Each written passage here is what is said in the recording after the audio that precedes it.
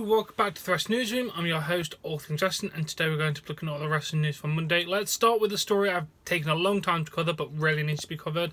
After losing the NXT World title to Andrea Cien Almas at NXT TakeOver WarGames, Drew McIntyre had reportedly been helped to the back by a trainer.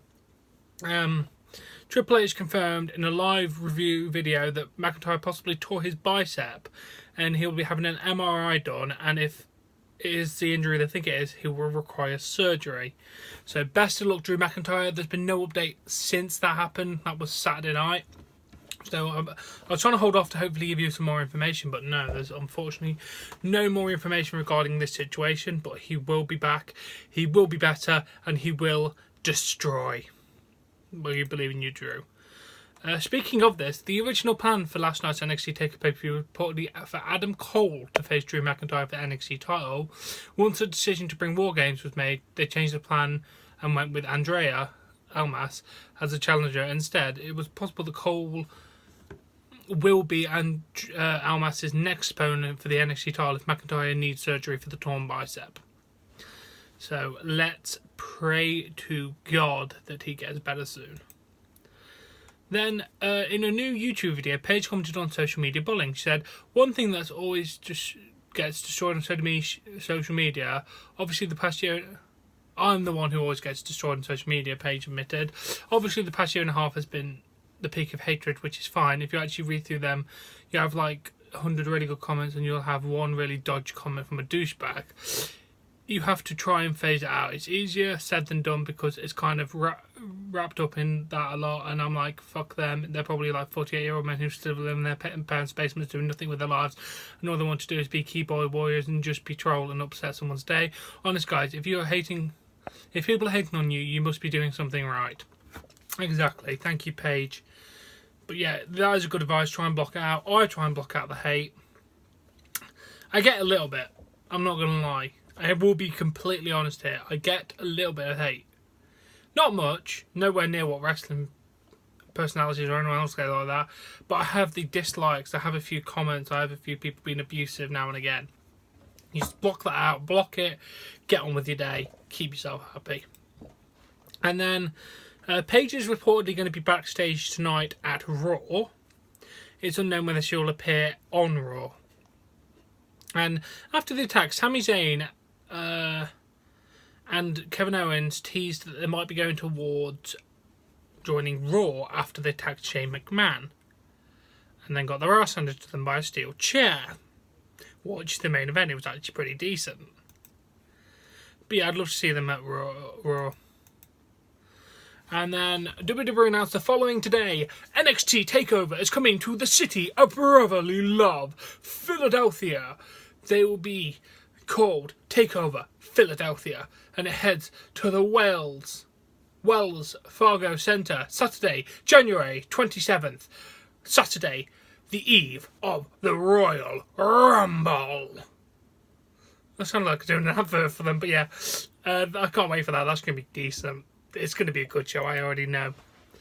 And then Austin Aries got a lengthy promo at last night's House of Hardcore event and talked about WWE departure. Here's a few highlights on why he was fired from WWE. Truth behind why he was fired isn't because creative couldn't find nothing to do. How do you not find something creative for Austin effing Aries? I'm just quoting what that says. The truth is, I got let go because I probably deserved to be. They didn't find anything for me because they didn't want to find anything for me because I was effing miserable. Again, quoting. On the relationship getting tarnished with people he cared about. I competed at WrestleMania 33, I'm telling you, leading up to what I should have been the biggest man of my life, I couldn't find any ounce of joy. That's when I realised that there's something wrong with me. In 6 months, I lost my job, relationship, people I cared about were tarnished. Fans got breathless during his promo, which went over 10 minutes, and there were some boring chants. I'm just saying what happened, what's in the report.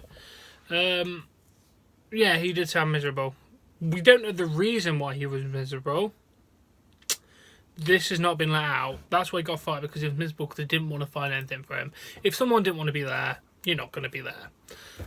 So let's go to the biggest story out of the last couple of days. Ric Flair is suing his former management company, Legacy Talent and Entertainment. He's claimed that he's claiming that he's owed at least $46,000 from the company, with $25,000 being money that he was supposed to get from the ESPN 30 for 30 special, which he didn't know that he was going to get. Then it would allegedly take him off him, which that was apparently used to pay legal bills, which he said he never authorised them to do.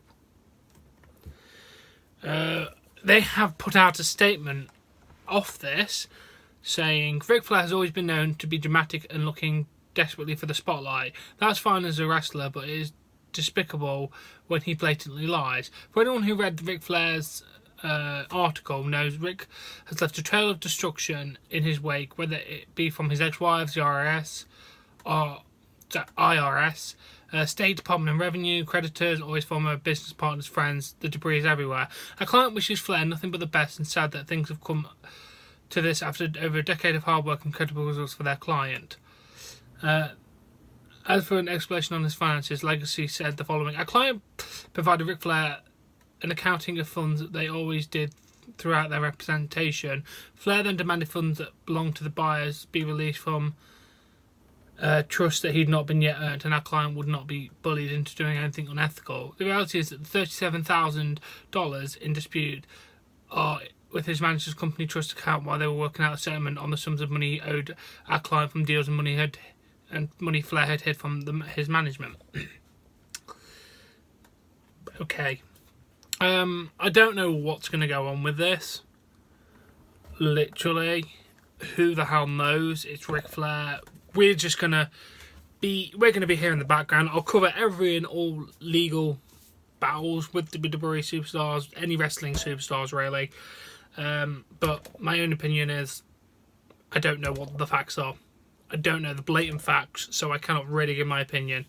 I don't know much about the Legacy Talent company. I don't know much personally about Ric Flair, so I can't give my own personal opinion on this. Once it finishes, then I might be able to give my opinion on what happened, but until then, I'm just going to be in the background and report what happens. And then it's revealed during Kevin Owens' 365 special on the WWE Network that Vince McMahon was not happy with Kevin Owens versus Chris Jericho at WrestleMania 33. He got backstage and said, "Was it good?" And Vince went, "No." According to Owens, the match wasn't what Vince was looking for, and Owens took that as a failure. Oh, man. To get your boss to tell you, no, that wasn't good enough is heartbreaking, Kevin. You were amazing. We believe in you, Kevin. We're all behind you 100%. And Mike Kanellis, Mike Bennett from DNA, as you may know him, wrote the following on his Instagram account: every pay-per-view I'm not on just means that I'm being worked out and I have to work harder. I don't blame anyone but myself for everything that's happened to me.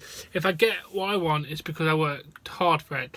If I don't get what I want, there's only one solution: work harder. Bow your head, plough right through. So that's his statement on why he wasn't on Survivor Series. I want Mike Bennett to go and be on the shows. I believe in Mike Bennett. I was a massive TNA fan of him. Sorry, I'm kind of doing like, ew, that's gross. Putting cheesecake away because I don't want to eat all of it. But yes, Mike Bennett, pay-per-view, he'll be back. He's just been getting over his drug addiction, so I can kind of get why he's not been on TV. Best of luck in your health there, my friend.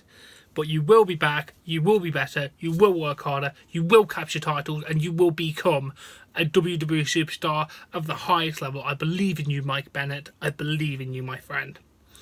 Now, that has been the Wrestling Newsroom. I do apologise about not making one yesterday or Saturday. I didn't have enough chance. Saturday, I went to my friend's house and came home and watched TakeOver. Sunday, I stayed late at work, then came home and watched Survivor Series. I just literally have not had the chance to make a newsroom over the last couple of days, so I do apologise. But that being said, this has been the Wrestling Newsroom. I do hope you've enjoyed it. That's been AJ Smiles, the most over character ever. I have been All Things Wrestling. I do hope you've enjoyed this video. If you have, please give this video a like. Please support me on Patreon. A link in the description below. Subscribe to see more content, and I'll catch you later.